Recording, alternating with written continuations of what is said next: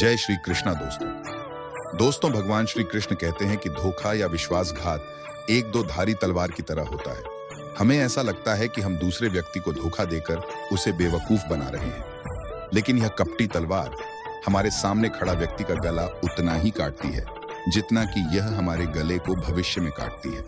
एक भयंकर जंगली जानवर की तुलना में एक धोखेबाज और दुष्ट दोस्त से अधिक डराना योग्य है, क्योंकि जानवर केवल आपके शरीर को ही हानि पहुंचाता है, लेकिन एक कपटी और धोखेबाज दोस्त आपकी बुद्धि को हानि पहुंचाता है। केवल एक बुरा दोस्त ही आपको उस स्थिति तक पहुंचा सकता है जहां आपको ऐसा लगता है कि यह दुनिया बहुत खराब है, यहां रहने का कोई फायदा क्या है। और यही होता है जब आपको धोखा मिलता है, आपको ठगा जाता है और केवल व्यक्ति ही जो अंधा विश्वास करता है उसके साथ धोखा होता है। हम किसी पर सीधा विश्वास नहीं करते हैं, विश्वास धीरे धीरे बढ़ता है, लेकिन समय के बाद यह विश्वास इतना मजबूत हो जाता है कि हम उस व्यक्ति के सामने अपनी आंखें, कान और मन बंद कर देते हैं।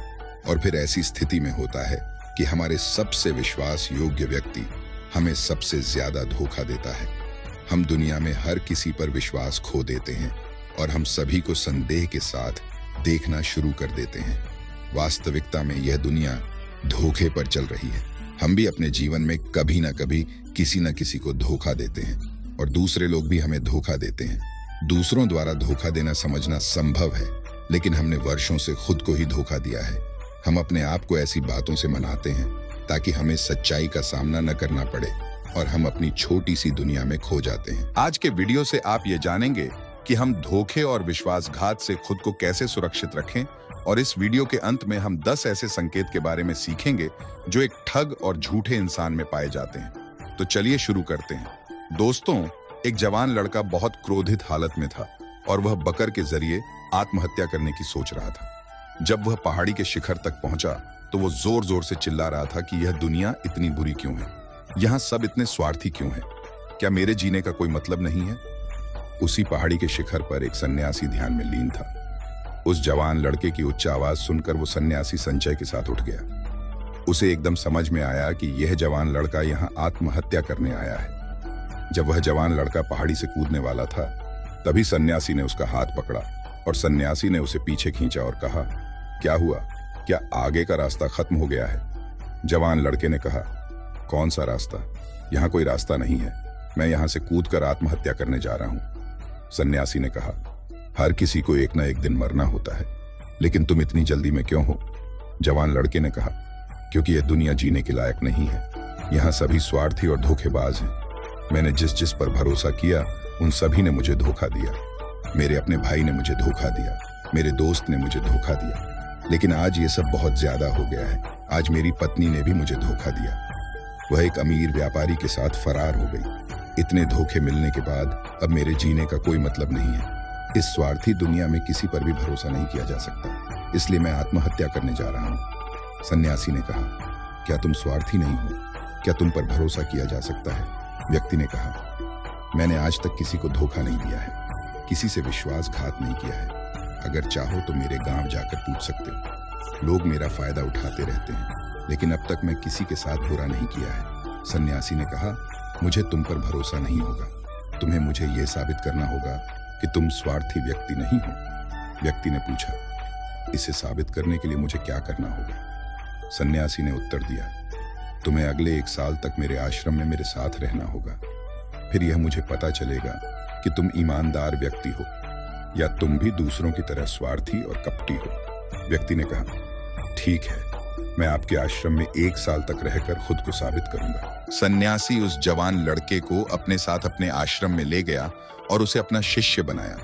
अगली सुबह सन्यासी ने उस नए शिष्य को अपने पास बुलाया और कहा, मुझे तुम पर अभी भी भरोसा नहीं है, लेकिन तुम जाओ और भिक्षा मांगो, तब तक मैं तुम्हारे अन्य गुरु भाइयों को सिखाऊंगा।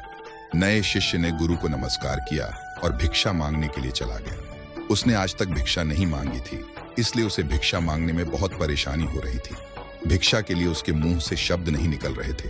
उसका अहंकार उसे रोक रहा था, उसके अंदर उसका घमंड उठ रहा था। गुरु को गलत साबित करने के लिए उसने भिक्षा मांगी और उस भिक्षा को लेकर वह गुरु के पास लौट आया।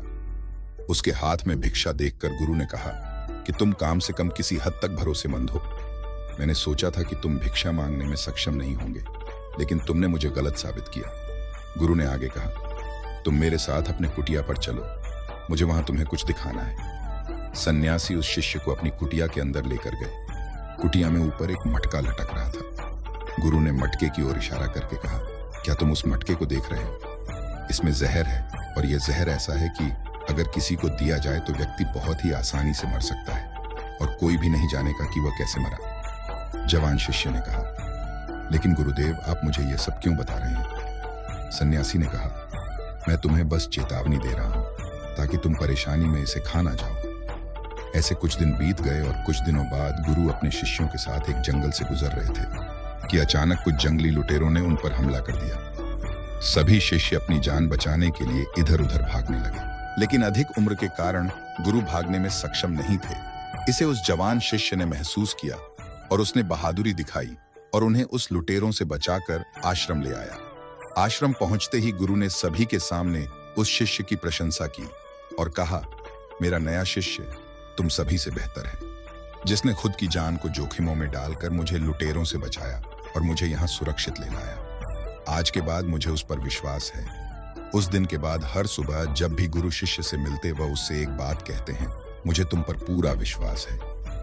धीरे धीरे गुरु का उस शिष्य पर विश्वास बढ़ता रहा और यह इतना बढ़ गया कि एक दिन गुरु ने शिष्य को अपने पास बुलाया और कहा, मेरे पास कोई पुत्र नहीं है, लेकिन तुम मेरे बेटे की तरह हो। मैं अब बूढ़ा हो गया हूं, इसलिए मेरी मृत्यु के बाद मैं चाहता हूं कि तुम इस आश्रम की जिम्मेदारी को अपने हाथों में लो। शिष्य ने कहा, गुरुदेव, अगर ये आपकी इच्छा है तो मैं भी आपके सुख के लिए इस जिम्मेदारी को संभाल लूंगा। यह कहते ही शिष्य चला गया। कुछ दिनों बाद गुरु बीमार पड़ गए तो उसने आश्रम के सभी शिष्य को बुलाया और घोषणा की कि युवा शिष्य उसके बाद इस आश्रम को संचालित करेगा। दिन धीरे धीरे बीतते गए और उस युवा शिष्य के मन की बेचैनी बढ़ने लगी। उसे जितनी जल्दी हो सके आश्रम पर कब्जा करना था। वह हर सुबह गुरु के पास जाता, उनकी सेहत पर कोई प्रभाव पड़ रहा है या नहीं देखने के लिए, लेकिन गुरु की सेहत दिन प्रतिदिन ठीक हो रही थी। अब उसकी सहन शक्ति का बांध टूट रहा था। उसकी रातें नींदहीन हो गई थी।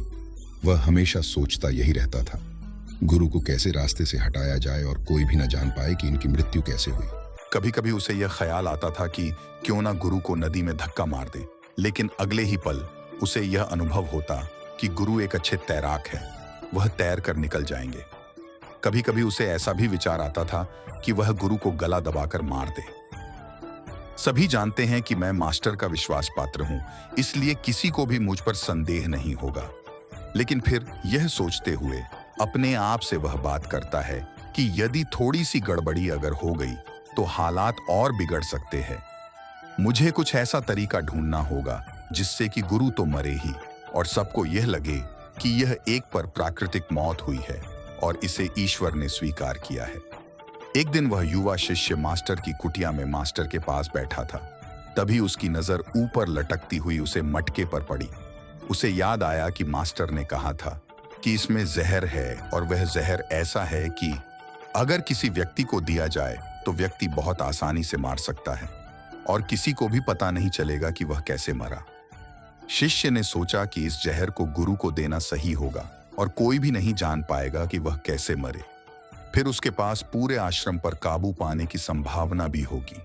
अगले दिन उसने गुप्त रूप से गुरु की कुटिया से वह जहर चुराया और गुरु के भोजन में मिला दिया। मास्टर ने वह रात का खाना खाया और सो गए।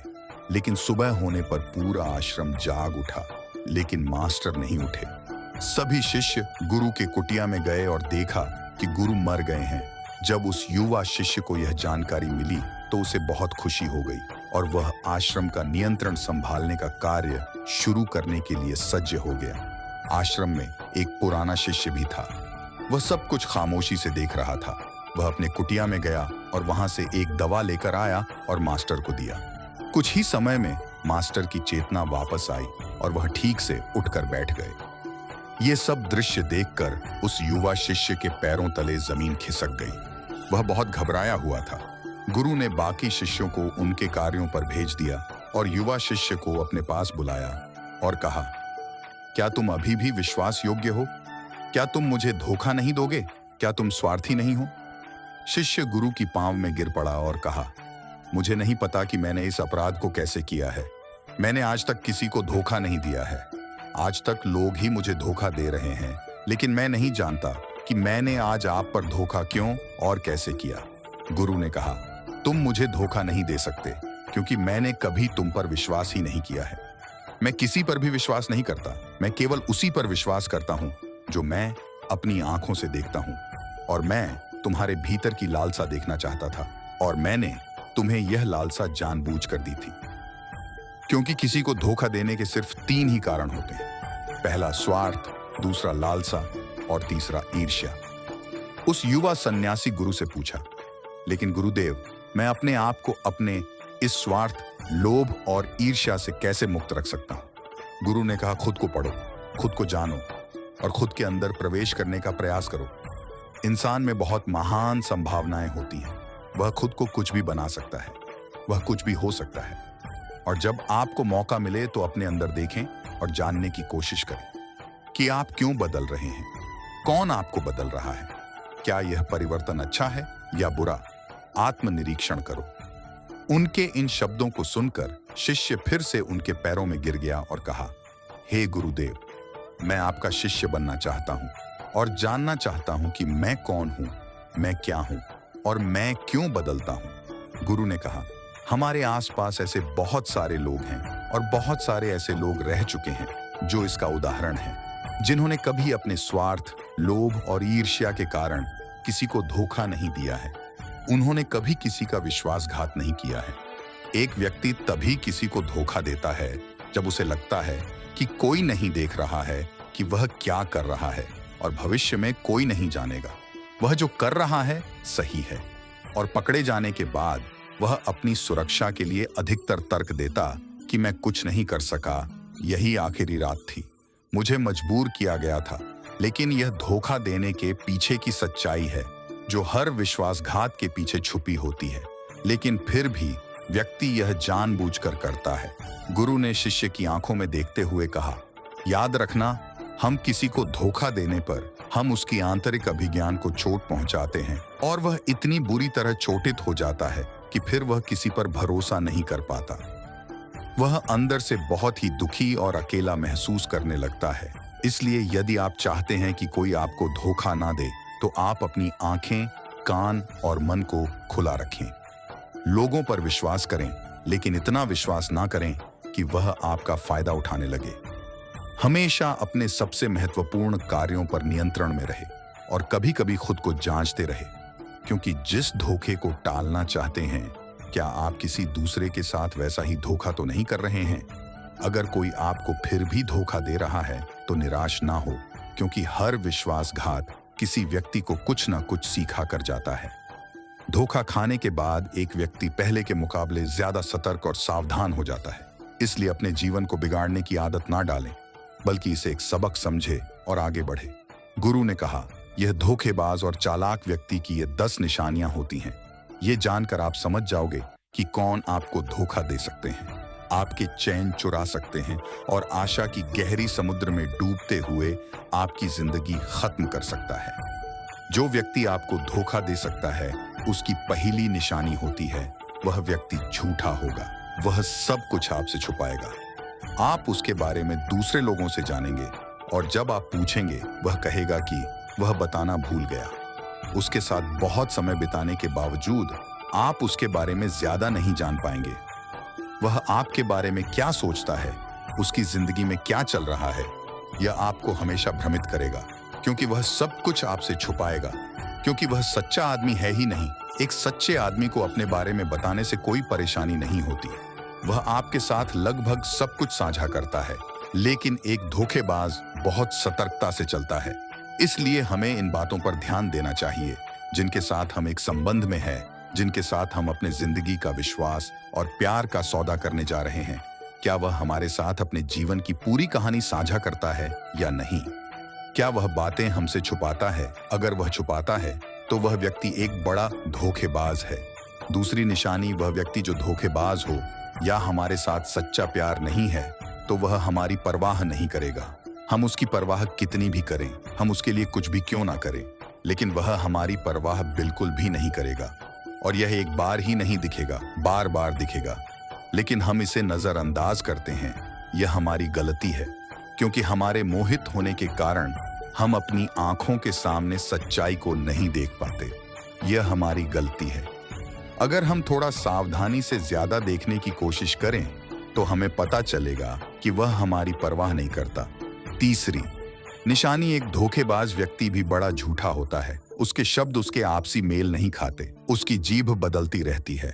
वह अपने वचनों को नहीं निभाता, लेकिन हम उसकी झूठ में फंस जाते हैं, इसलिए हम उसे पहचान नहीं पाते हैं। चौथी निशानी, एक धोखेबाज व्यक्ति हमारे मुख पर हमारी प्रशंसा और सराहना करेगा, लेकिन वह कभी भी दूसरों के सामने हमारी प्रशंसा नहीं करेगा और हमें सम्मान नहीं करेगा। चाहे हम उसके लिए मर जाएं, वह हमें उतना महत्व नहीं देगा जितना कि हम अपनी जिंदगी में उसे देते हैं, क्योंकि वह हमें एक दिन धोखा देगा। इसलिए यह बेहतर है कि हम सतर्क रहे, पहले ही बहुत धोखे खा चुके हैं। पांचवी निशानी, वह कहते क्या है, उस पर आपको ध्यान देने की वजह उनके कार्यों पर ध्यान केंद्रित करें। बात करना बहुत आसान है, लेकिन करना बहुत ही मुश्किल होता है, और अधिकांश लोग इन बातों पर फंस जाते हैं। इसलिए चाहे वह आपसे कितनी भी बातें करें, आपके साथ कितने वादे करें, जब तक वह उसे दिखाने का प्रदर्शन नहीं करता, तब तक उस पर विश्वास न करें। छठी निशानी, यह अक्सर प्यार के संबंध में देखा जाता है कि एक धोखेबाज व्यक्ति उस व्यक्ति को कैसे पकड़ता है जो उससे प्यार करता है। जैसे कि उसके सामने हमेशा उपलब्ध होता है, वह कहीं नहीं जा रहा है, वह उसके लिए यहाँ रहेगा। उसे ना तो सम्मान करेगा और ना ही सम्मान देगा, और अगर सम्मान के लिए विनती की जाए तो वह उसे और अधिक अपमानित करेगा। यदि आपको संबंध में किसी से विनती करनी हो तो मुझे समझो कि उसमें आपके लिए प्यार नहीं है। जो वास्तव में आपसे प्यार करता है वह चाहेगा कि आपके साथ अधिकांश समय बिताए। जिससे आप समय के लिए विनती करें, समझो कि उसमें आपके लिए प्यार नहीं है। सातवीं निशानी, वह हर चीज के लिए समय निकाल सकता है, लेकिन कभी भी आपके लिए समय नहीं निकलेगा।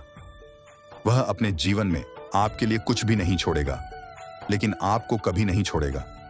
वह तभी आपसे बात करेगा जब उसे मन करेगा, ना कि जब आपको उनकी जरूरत होगी। वह आपको किसी और के साथ बदल सकता है, लेकिन आपके लिए कुछ नहीं बदलेगा, ना तो उनकी आदतें, ना ही उनका स्वभाव, और ना ही उनकी सुविधा। आठवीं निशानी, वह कभी भी आपको आपके प्रति समर्पित और आज्ञाकारी नहीं होगा। जैसा कि हम आपके साथ हमेशा रहेंगे, चाहे जो भी हो हम समर्थन करेंगे, चाहे जैसा भी समय हो। वह सिर्फ अपनी शर्तों पर ही आपके साथ रहेगा। जब उसे आराम और अच्छा लगेगा तभी वह आपके साथ रहेगा, और अगर उसे थोड़ा भी चोट लगे तो वह चला जाएगा, क्योंकि वह कभी भी अपनी सुविधा के लिए अपने सीमा के बाहर कुछ भी करने के लिए नहीं आएगा। नौवीं निशानी, वह हमेशा आपको चोट पहुंचाएगा, कभी जानबूझकर और कभी बिना जाने कि वह आपको कितना चोट पहुंचा रहा है, और आपका हृदय लगातार दुखेगा। आप उस व्यक्ति के साथ खुश रहेंगे जो वास्तव में आपसे प्यार करता है। उसके साथ होने से आपको ऐसा लगेगा कि आप हवा में हल्के से उड़ रहे हैं, और अगर आप एक धोखेबाज और गलत व्यक्ति के साथ संबंध में हैं, तो सब कुछ भारी और असावधान लगेगा। ऐसा लगेगा कि कुछ गड़बड़ है। अंदर से एक आवाज आएगी कि यह संबंध आपके लिए सही नहीं है, और यदि इसे सुनने के बावजूद आप इसे नजरअंदाज करते हैं तो यह आपकी गलती होगी। 10वीं निशानी, आपके जीवन में भी कहीं नहीं है।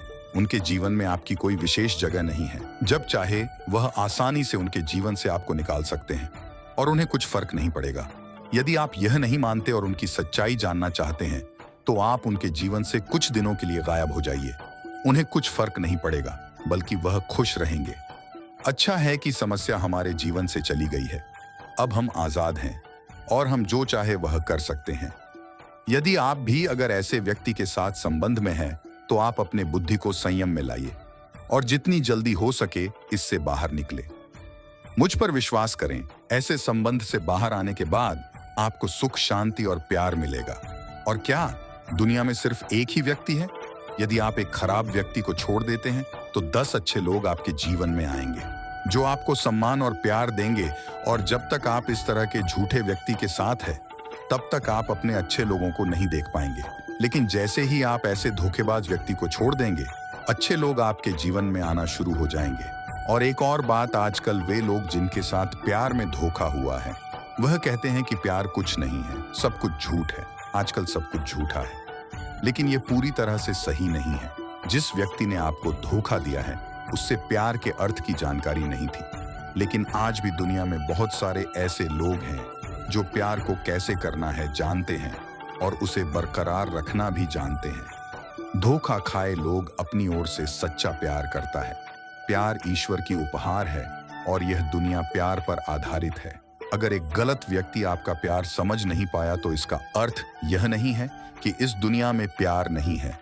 यह दुनिया प्यार पर ही आधारित है।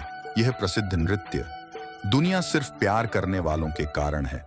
और अंत में एक और बात, यदि आप अपने परिवार के सदस्यों से धोखा खा चुके हैं या आपस में गलतफहमी हो गई है, तो एक दूसरे के बात समझने का प्रयास करें, एक दूसरे को जानें और एक दूसरे को माफ करें।